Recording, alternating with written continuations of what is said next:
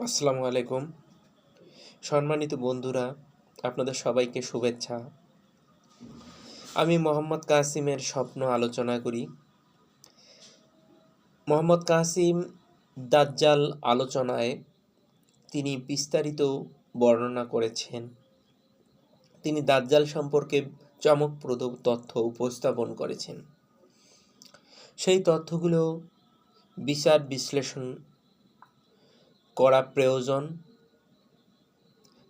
দাজ্জাল সম্পর্কে বিভিন্ন হাদিসে বিভিন্ন ধরনের বাণী প্রচারিত আছে। তো মোহাম্মদ কাসিমের স্বপ্নে দাজ্জালের যে বিষয়টা সেটা তিনি খুব সুন্দরভাবে বর্ণনা করেছেন, যেটা হাদিসে এই ধরনের কোনো তথ্য নেই। সেটা হলো, আপনারা জানেন দাজ্জাল প্রথম অবস্থায় একজন ধার্মিক ব্যক্তি, অর্থাৎ আল্লাহর একজন প্রিয় বান্দা ছিলেন। শুধুমাত্র অহংকারের কারণে আল্লাহ সুবহানাহু ওয়া তাআলা তাকে লাইনচ্যুত করেন, অর্থাৎ তাকে মনোনীত করেন না। তিনি দাজ্জালে রূপান্তর, অর্থাৎ আমরা যদি আলোচনা করি ইবলিস সম্পর্কে, ইবলিস শয়তান সম্পর্কে, সেই সময় ইবলিস শয়তান ছিলেন আল্লাহর একজন প্রিয় ব্যক্তি, কিন্তু মানুষকে তিনি অস্বীকার করায় সে শয়তানে রূপান্তর হয়। ঠিক একই রকম দাজ্জালের সাথেই ঘটে।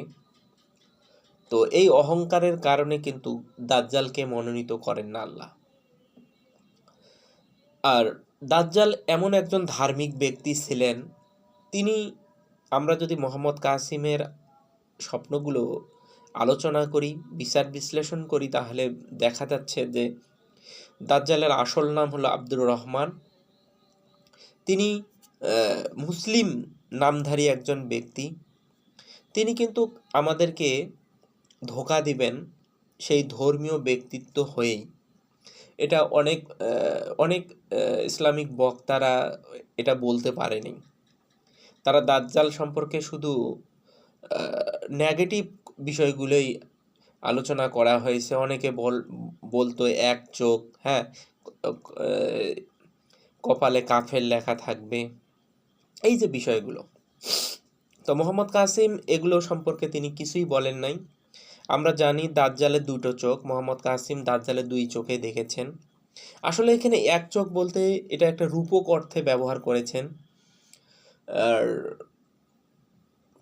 দাজ্জাল হলো একটা মিরাক্কেল এবং পাওয়ারফুল একজন ব্যক্তি। এখন যদি আমরা যদি উদাহরণস্বরূপ আলোচনা করি, দাজ্জাল যদি কোনো ব্যক্তির কাছে গিয়ে বলে যে আমি খোদা, তখন ওই ব্যক্তি দাজ্জালকে তো মেনে নিবে না। যদি তার একটা চোখ থাকে, তখন বলবে তুমি যদি খোদা তাহলে তোমার আর একটা চোখ নষ্ট কেন? তো সে তো বিরোধিতা করবে। তো সেক্ষেত্রে কিন্তু দাজ্জালের দুটো চোখে হবে, এটা বুঝতে হবে এই বিষয়গুলো। সেই সাথে দাজ্জাল খুবই একজন ধার্মিক পরহেজগার ব্যক্তি ছিলেন। তিনি কিন্তু অনেক জ্ঞান রাখেন ইসলাম সম্পর্কে, এবং এভাবেই কিন্তু মুসলিমদেরকে গোমরায় ফেলবেন। কারণ তার অধিক জ্ঞান, দক্ষতা, পাওয়ার সব কিছু একত্রিত করে মানুষকে ধোকায় ফেলবেন, এবং এভাবেই টেস্টটা হবে মানুষের, অর্থাৎ পরীক্ষাটা হবে এইভাবেই। তো মোহাম্মদ কাসিমের আলোচনায় কিন্তু আমরা সেটাই দেখেছি। আর একটা বিষয়, দাজ্জাল খুব আত্মবিশ্বাসী, জ্ঞানী এবং পাওয়ারফুল একজন ব্যক্তি। সে সবসময় কিন্তু সক্রিয় থাকে। দাজ্জাল এখনও পৃথিবীতে সক্রিয়, মোহাম্মদ কাসিম বলেছেন। এবং সেই সাথে দাজ্জাল তার আকৃতি পরিবর্তন করতে পারেন, যেটা মানে খুবই গুরুত্বপূর্ণ একটা বিষয়। তার স্বপ্নে আমরা যদি আলোচনা করি, সেখানে তিনি বলেছেন যে দাজ্জাল একজন, মানে উদাহরণটা এরকম যে দাজ্জাল একজন সাহায্যকারীকে মারতে আসে, তখন কিন্তু মোহাম্মদ কাসিম তাকে আক্রমণ করে। কিন্তু যখন তাকে আক্রমণ করে, সে কিন্তু মুহূর্তের মধ্যে গায়েব হয়ে যায়, এবং সে একটা পাত্রের মধ্যে গাছে রূপান্তর হয়, এবং তিনি যখন গাছের ডালটা ভাঙেন তখন কিন্তু সেই ডাল থেকে রক্ত বের হয়। এই যে বিষয়টা, মোহাম্মদ কাসিম তার আকৃতি পরিবর্তন করতে পারেন, অদৃশ্য হতে পারেন। তাহলে বোঝেন তাহলে দাজ্জাল কতটা পাওয়ারফুল। সেই সাথে আমি আরেকটা কথা বলি, দাজ্জালকে কোনো ব্যক্তি এমনকি ইমাম মাহাদি ও হত্যা করতে পারবেন না, কারণ তার কাছে এত মিরাক্কেল পাওয়ার থাকবে। দাজ্জালকে হত্যা করবেন হলো ঈসা ইবনে মারিয়াম, অর্থাৎ ঈসা আলাইহিস সালাম, তার হাতেই কিন্তু দাজ্জাল হত্যা হবে। তাছাড়া দাজ্জালের সাথে কেউ পারবে না। তো আমরা যদি দাজ্জাল সম্পর্কে মোহাম্মদ কাসিমের দাজ্জাল সম্পর্কে যদি আলোচনা করি, সেখানে আমরা দেখতে পাই দাজ্জাল খুব পরেজগার একজন ব্যক্তি। 2 নাম্বার হলো সে খুব পাওয়ারফুল। 3 নাম্বার হলো সে আত্মগোপন করতে পারে। 4 নাম্বার হলো তাকে ইমাম মাহাদিও হত্যা করতে পারবেন না। 5 নাম্বার হলো দাজ্জালকে হত্যা করবেন হলো ঈসা ইবনে মারিয়ম, অর্থাৎ ঈসা আলাইহিস সালামকে অবশ্যই আগমন ঘটতে হবে, তাহলে দাজ্জালকে হত্যা করা সম্ভব।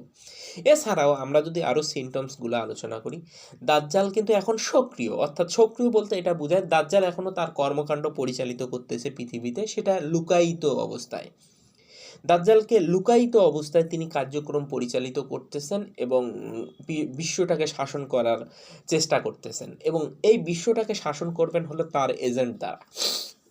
আপনারা দেখেছেন দ্য নিউ ওয়ার্ল্ড অর্ডার, এই প্রজেক্টটা কিন্তু দাজ্জালেরই প্রজেক্ট। ইলুমিনিটি এজেন্টরা আছে, তারা দাজ্জালের হয়ে কাজ করতেছে। তো দাজ্জাল সম্পর্কে যদি আমরা গভীরভাবে বিচার বিশ্লেষণ করার চেষ্টা করি, তাহলে এটাই প্রতীয়মান হয় যে দাজ্জাল কোনো সাধারণ কোনো ব্যক্তি নন, এবং সেই সাথে দাজ্জালের যে ফিতনা এটা খুব কঠিন, এবং এখানে থেকে বাঁচার কোনো উপায় সাধারণ মুসলিমদের নেই বললেই চলে, কারণ এই ফিতনায় যে কেউ পড়ে যাবে এবং পড়তে বাধ্য হবে।